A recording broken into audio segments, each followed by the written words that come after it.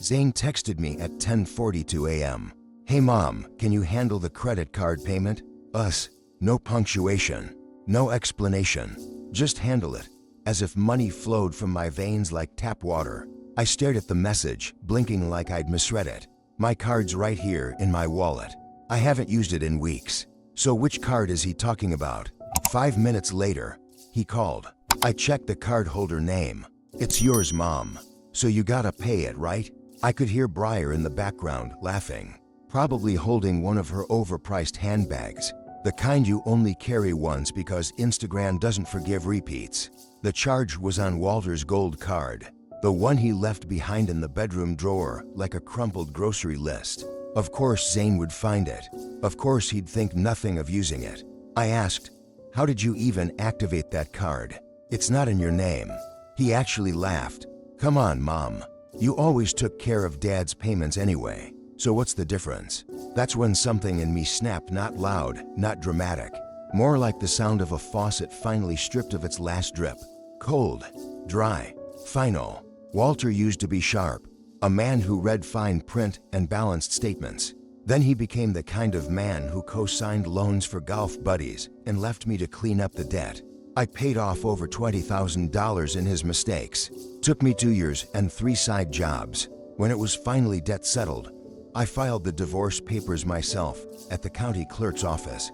Walked out of there like I'd untied a sandbag from my ankle. And now my son, my only child, was parroting the same dependency, like it was inherited. "You're going to have to talk to your father," I told him. He scoffed. "He's gonna kill me." "Well," I said, "that's between you and him. You're really not going to help." "No, you always help." "Not anymore." It wasn't rage I felt. It was resignation, the dull, long burn of disappointment baked into every late-night job shift I took to make his phone bill. Work. Every time I said nothing when Briar made herself a copy of my house key or sneered at my clothes. He tried again, softer this time. "Please, Mom." No. There was silence. Then a click. He hung up. I stared at my coffee, now cold on the counter. Walter left his gold card, like he left everything, assuming someone else would handle the mess.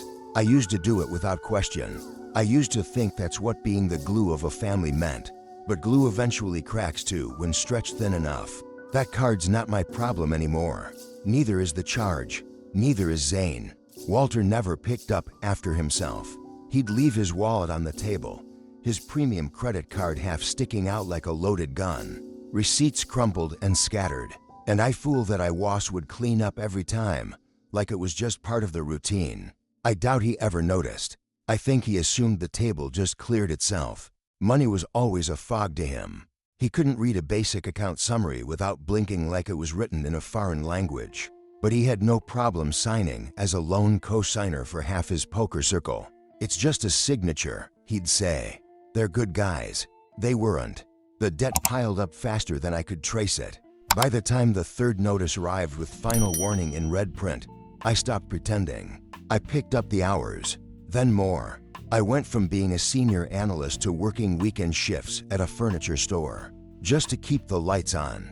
It took 2 years, and I paid off over $20,000 in someone else's idiocy. Debt settled, finally. No thanks from Walter. Just a shrug, like I'd mopped up spilled milk. I told him I wanted a divorce. He thought I was bluffing. For months, every time I brought it up, he'd change the subject. "Let's not ruin dinner," or "Why now?" like timing was the issue. When I finally made him sign the papers, he looked at me like I was the one who'd failed. But I was just the one who'd stopped pretending.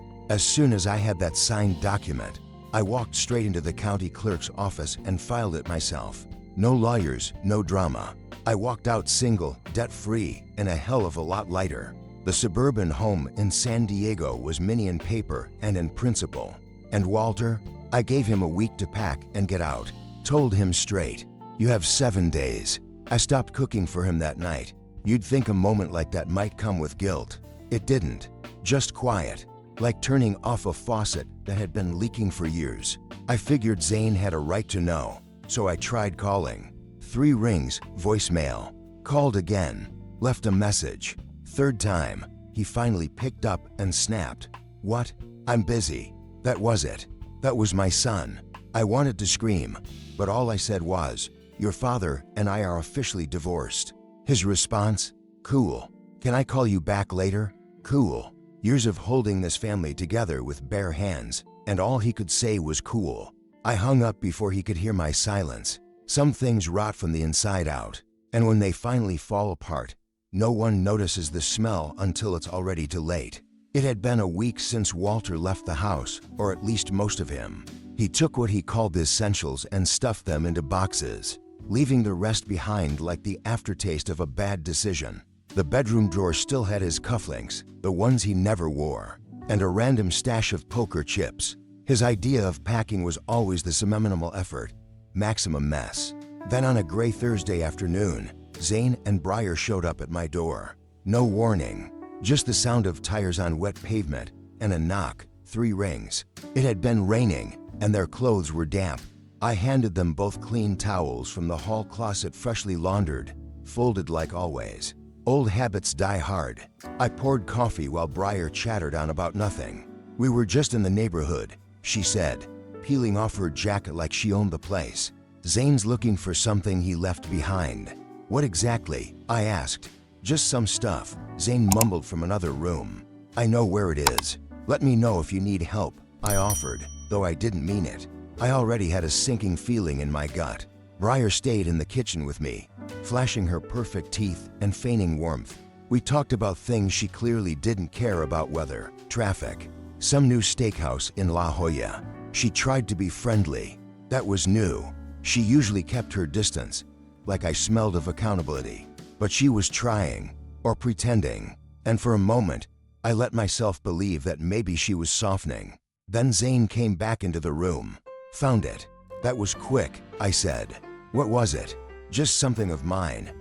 He avoided eye contact, always a red flag with him. Briar stood up, already slinging her purse over her shoulder. "Anyway, we should get going." "Thanks for the coffee." I looked at Zane. "There's something I wanted to tell you about the divorce." He waved me off. "Not now, Mom. I'm exhausted. Can we do this another time?" My chest tightened, but I said nothing.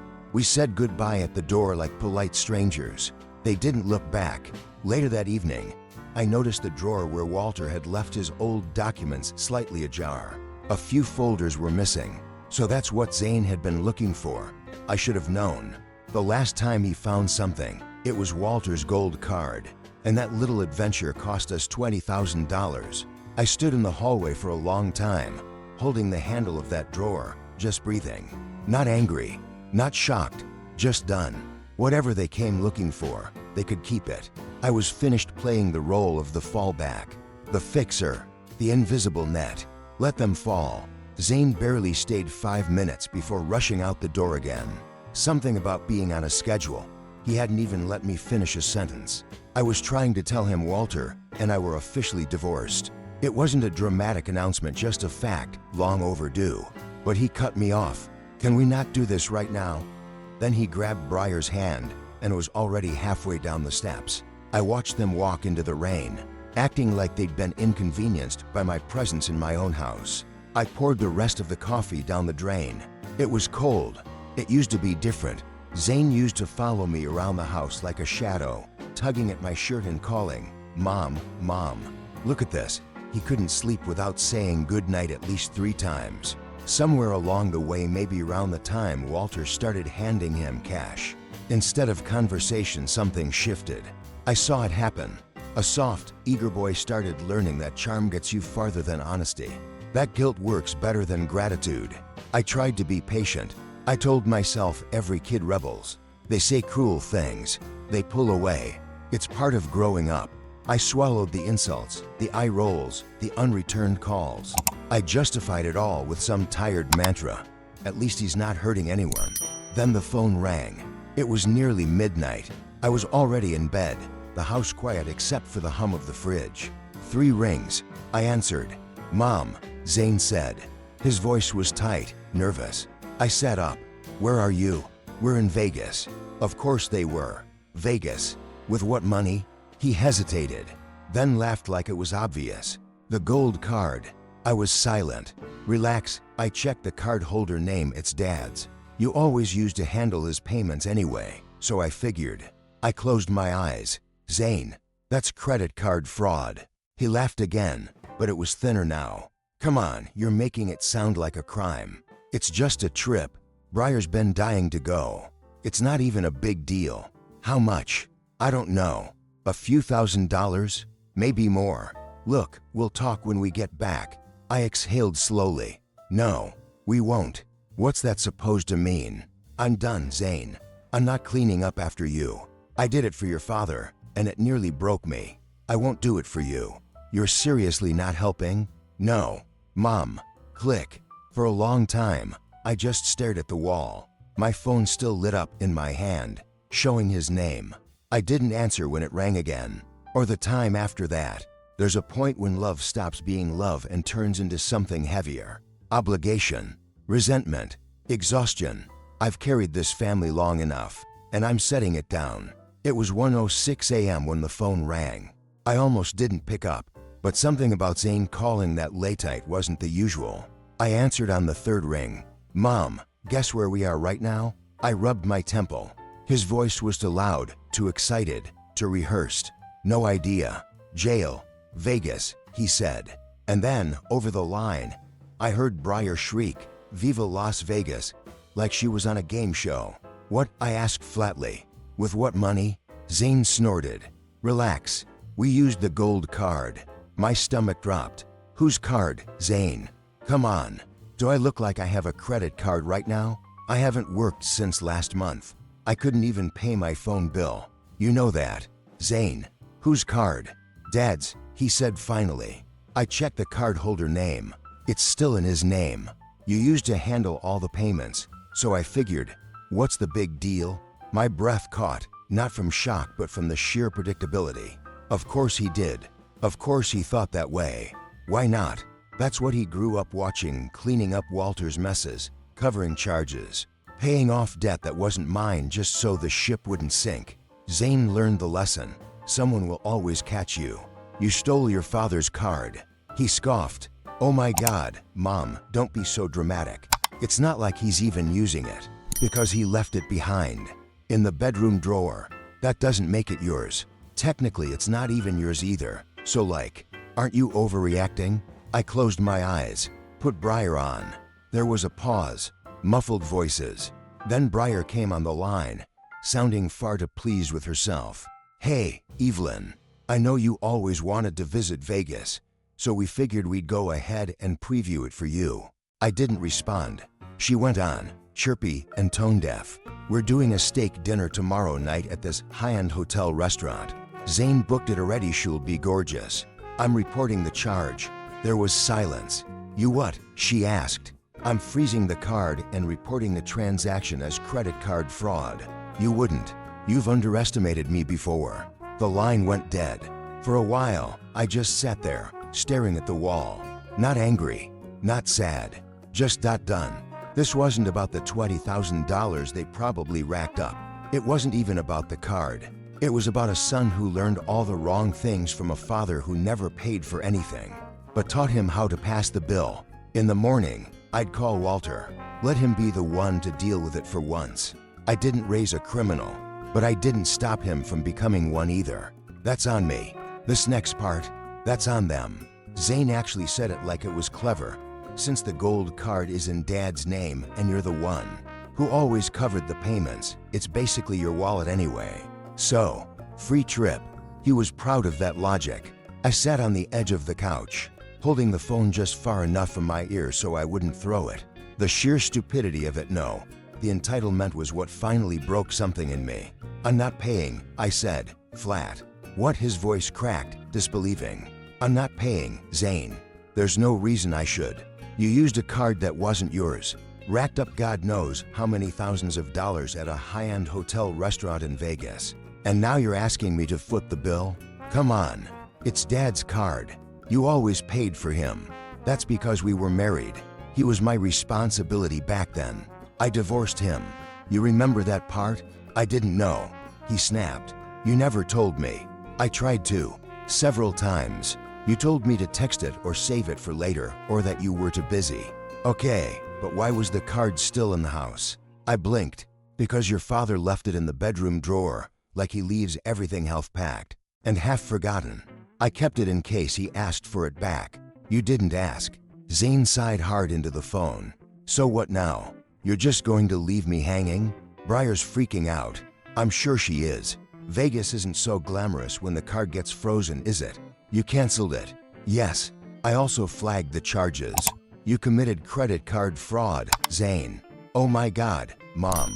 Are you serious right now? As serious as a $20,000 charge I didn't authorize. You paid off Dad's debt, and now you won't help me? That's exactly right. This is insane, he muttered. You're my mom. Yes, and I've done my job. I raised you. I covered your phone bills, your tuition when you bailed on college, your rent when you blew it in Seattle. I enabled you, Zane. That's what I did. He went quiet, then soft. So you're just gonna let Dad deal with it? I gave a cold laugh.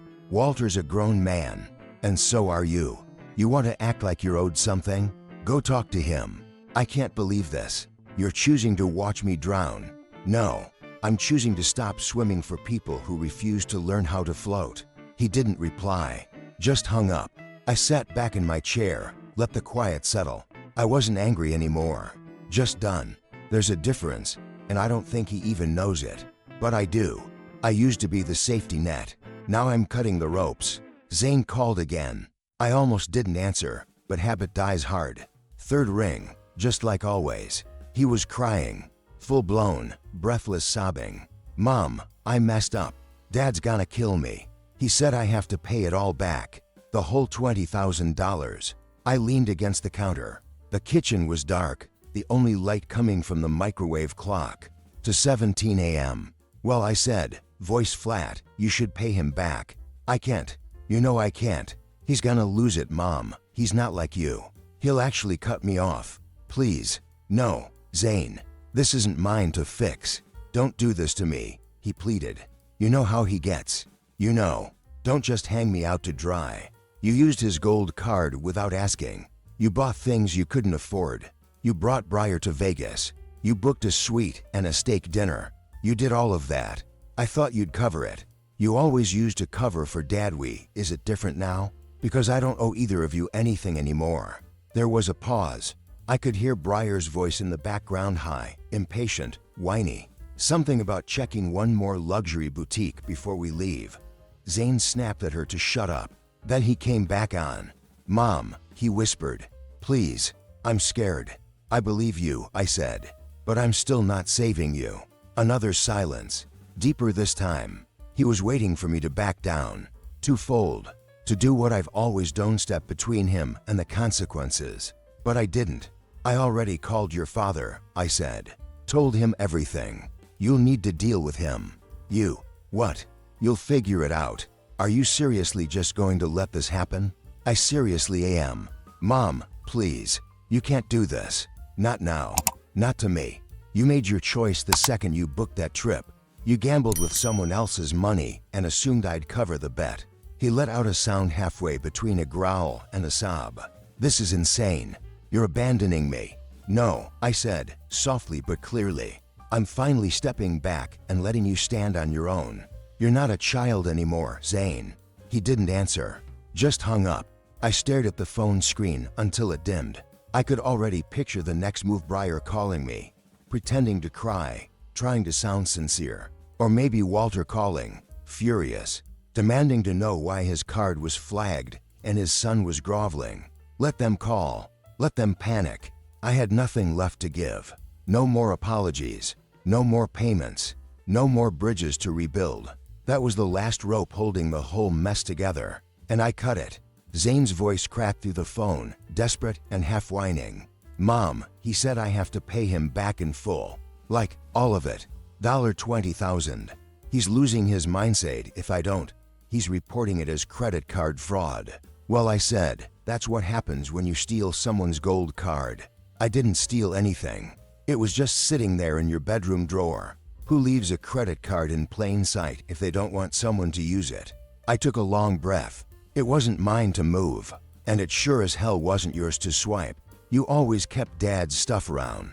You used to pay his bills. So what changed? Why's this different?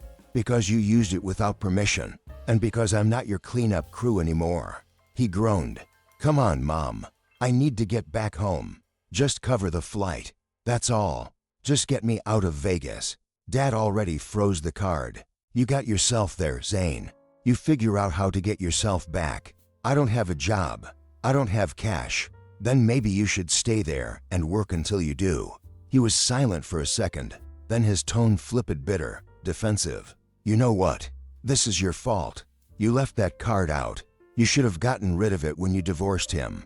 What kind of person just leaves something like that lying around? I felt the familiar heat rise in my chest, but not rage. Not even sadness. Just exhaustion.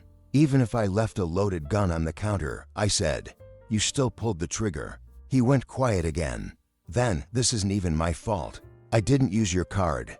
I've never touched your card. You haven't, I agreed. But Briar has. What are you talking about? She's been using my credit card. Quietly. For months. I didn't say anything. I figured she was struggling, and I told myself it was just temporary. But now, I looked through the statements. She's been pulling money without asking. And it adds up. That can't be right. It is. I didn't want to believe it either. But here we are. He didn't yell. He didn't argue. Just said, Briar. Is that true? I couldn't hear her words. But whatever she said didn't sound like denial. Zane came back on. I didn't know. I swear. Doesn't matter anymore. So now what? Now you stop calling me for money. Now you deal with your wife, and your father, and your choices. But Mom, I said no. Click. It wasn't satisfying. It didn't feel like some brave act of closure. Just necessary. Like locking a door after it's already been kicked in too many times. Let them figure it out. I've done enough. I mean, yeah, I used it. Briar said with a shrug, like she was talking about borrowing a sweater, not tapping into someone else's credit card. But it wasn't that much. Nothing crazy. Even over the phone, her voice was bright. Casual, like nothing about what she just admitted should concern anyone. I raised my voice, made sure she could hear me clearly through Zane's phone. You keep pulling stunts like this, and I'm going to end up in bankruptcy. I'm done cleaning up after you.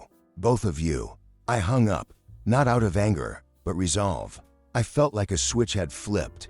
There wasn't a point to arguing anymore. 2 days later, they showed up at the door of my suburban home in San Diego, soaked from the afternoon rain, dragging cheap suitcases and entitlement behind them. I opened the door without a word. We're back, Zane mumbled. How? I asked. Friend lent us money, just for the flight. Did you pay them back yet? We will, he said, eyes darting.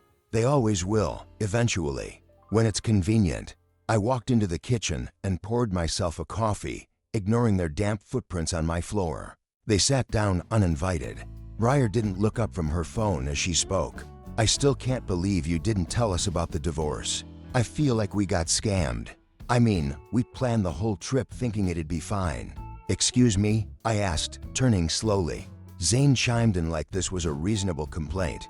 Yeah, if you just told us, we wouldn't have used Dad's gold card. You could have avoided this whole mess. There it was. The reality of what they believed, plain as day, that I was somehow responsible for their poor decisions, that I should have seen it coming, that I was supposed to protect them from consequences that they kept manufacturing. I slammed my palm on the kitchen table, hard enough to rattle the mugs. Enough. Zane flinched. I'd never raised my voice at him like that. Maybe that was the mistake. Maybe I'd let things slide too long. I am not your bank. I am not your lifeline. You're both adults. You booked a Vegas trip, blew thousands of dollars, used a card that didn't belong to you. And now you want me to feel sorry because reality slapped you in the face? Zane opened his mouth, but I cut him off. You lied. You stole. And then you blamed me for it. So no, I won't help you. Figure it out. Briar finally looked up. Wow. Cold. Get used to it, I said. That's adulthood. I left the room and shut the door behind me. No tears. No guilt. Just quiet. And a firm decision not to open it again. Zane started crying. Not a few tears, but full-on, shoulder-shaking sobs. He's gonna lose it, Mom. Walter's gonna send me to jail. I'm serious. Please, you've gotta help me. Pathetic. That's the only word for it. My son, nearly 30, crumbling like a teenager who got caught sneaking out. Briar, on the other hand, didn't flinch. She sat there thumbing through her phone, face blank like this whole mess didn't involve her at all. Don't act like you're not part of this, I snapped. You knew what he was doing. She gave a little scoff. Excuse me. Zane said we were going on a trip. I just went with him. I didn't know anything about his dad's credit card. I thought it was his. Really? Because I distinctly remember hearing you brag about that magic card over the phone. Her fingers froze on the screen. You knew exactly what was going on. There's no way you walk into a high-end boutique in Vegas without knowing who's footing the bill. And now you're both drowning in debt, and somehow it's my problem. Briar's hands started to shake. She slammed her phone on the table. Whatever. I'm done. She stormed into the other room and called her parents. 10 minutes later, she came back, red-eyed and sniffling. They won't help me. They said I brought this on myself. For once, they were right. Zane looked up at me, desperate. Mom, it's $20,000. I can't just come up with that kind of money. We're going to get charged with credit card fraud. You don't want us going to jail, do you? I'm not the one who used a gold card that wasn't mine. I didn't know he started, but I cut him off. You didn't know because you didn't care. That card was in the bedroom drawer for months. Walter left it when he moved out, and I should have shredded it, but I didn't. That part's on me. The rest, that's all you. Zane was shaking now too, voice cracking. But you're our mom. Moms help. That's what moms do. No, moms raise their kids. They teach them right from wrong.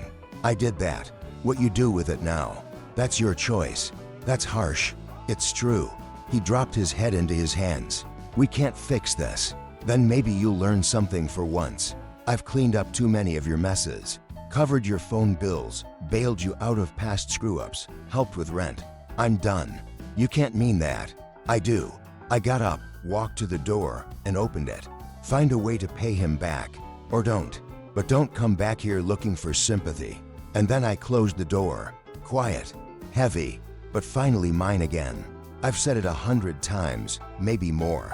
As long as you don't break the law, don't hurt anyone. Don't drag innocent people into your mess. Can live with it. That's the bar I set. Not success. Not respect. Just basic decency. I thought that was low enough for Zane to clear. I was wrong. He stood there, hunched over, voice cracking like a scolded teenager. I said, I'm sorry, okay? I know I screwed up, but can we just move on? Please, I'm asking for help. From the couch, Briar shifted uncomfortably, fiddling with the hem of her sleeve. I didn't even look at her. Briar, don't speak, I said flatly. When she opened her mouth, she closed it and for once stayed quiet. I turned back to Zane. I want you to listen carefully, I said, calmly. As of this moment, I'm no longer your mother. He blinked. What do you mean?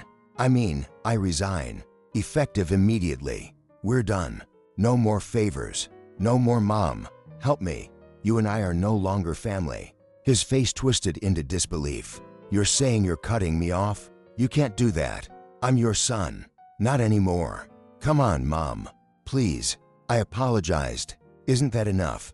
He dropped to his knees, almost theatrically, tears welling up. I reached into my bag and handed him a slip of paper. Go here, I said. They'll deal with the fallout. That's all I'm giving you. He read it, confused. What is this? What does this mean? You're not gonna help me yourself? No, I said, stepping back. Whatever happens next is your burden, not mine. He stared at the paper like it was in a foreign language. You're serious, he whispered. Dead serious. I don't know what to do. Figure it out. You're an adult. He looked to Briar, who suddenly found her phone fascinating. You're both grown. Figure it out together. Or don't. But leave this house now. Zane stood slowly, still crying. He didn't argue. He didn't scream. He just walked out, like a man heading to his own sentencing. I didn't watch them go. I just stood there, finally still, finally quiet. All this time I thought I was protecting them by staying close. Turns out, I was enabling them. The overdrafts, the ignored phone bills, the vacations paid with someone else's credit card. I kept sweeping up the messes because I was afraid of what would happen if I didn't. Now I'm more afraid of what I'll become if I keep doing it. Let them cry. Let them fall apart. Let them learn the way I did be being forced to stand on their own. Whatever love I gave, it wasn't enough to make them decent. But at least now, I can stop bleeding myself dry trying.